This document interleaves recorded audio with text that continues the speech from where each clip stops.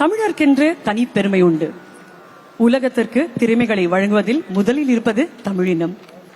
உலகத்தின் திறமைகளை முதலில் அங்கீகரித்து கொண்டாடுவதும் நமது தமிழினம். அந்த வகையில் இந்த நூற்றாண்டின் மாபெரும் ஆளுமையை நமக்கெல்லாம் பெருமை சேர்த்து வரும் பெருந்தமிழரை தமிழ்நாடே கொண்டாட நம் மாண்புமிகு முதலமைச்சர் மு.க. ஸ்டாலின் அவர்கள் எடுத்திருக்கும் திருவிழா இந்த பாராட்டு விழா. அரை நூற்றாண்டு காலமாக நம் இதயங்கள் கேட்டு வரும் உயிரின் ஓசை, இயற்கையின் மொழியால் உணர்வுகளின் கவிதையாய் உலாவரும் இவரின் இசை. இசையை காதலிப்பவர்கள் மத்தியில் இசையே காதலிக்கும் இசையின் கண்மணி.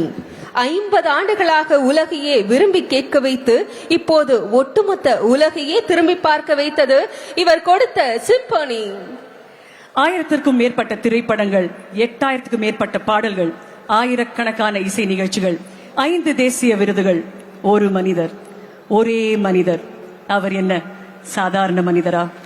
பூமியின் வெற்றிடத்தை காற்று நிரப்பது போல் மனதின் வெற்றிடத்தை இசையால் நிரப்பவர் அவரே. நம் சுவாச பையை சுவாசம் செய்து கொள்வது அனிச்சை செயல். நம் இதய பைக்கும் இவர் இசைவாசம் செய்வது இந்த இசை அரசரின் செயல். வாழ்க்கையின் அத்தனை தருணத்திற்கும் இவர் பாடல். அதற்காக வாஞ்சியோடு வாழ்த்துகிறது திராவிட மாடல். இத்தனை கொடுத்தவருக்கு நாம் நன்றி கூறும் நாள் இது.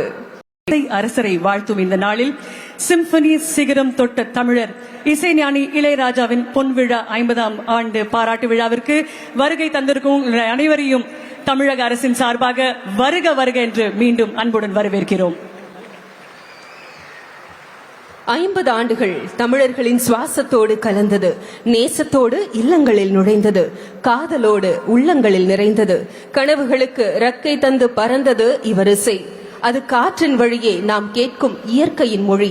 கண்ணீர் கவலை மறக்க மனம் தேடும் மகிழ்ச்சியின் வழி. ஒரு மனிதன் வாழ அடிப்படை தேவைகள் 3 என்றினார்கள், இல்லை 4. உணவு, உடை, இருப்பிடம். இளையராஜா அவர்களுடைய பாடல்கள் எளிய மனிதர்களை வீடுகளை அலங்கரித்த ராஜ இசையாம். நம் ராஜாவின் இசையில் வந்த பாடல்களின் அழகான அணிவகுப்பை இப்போது பார்க்கலாம்.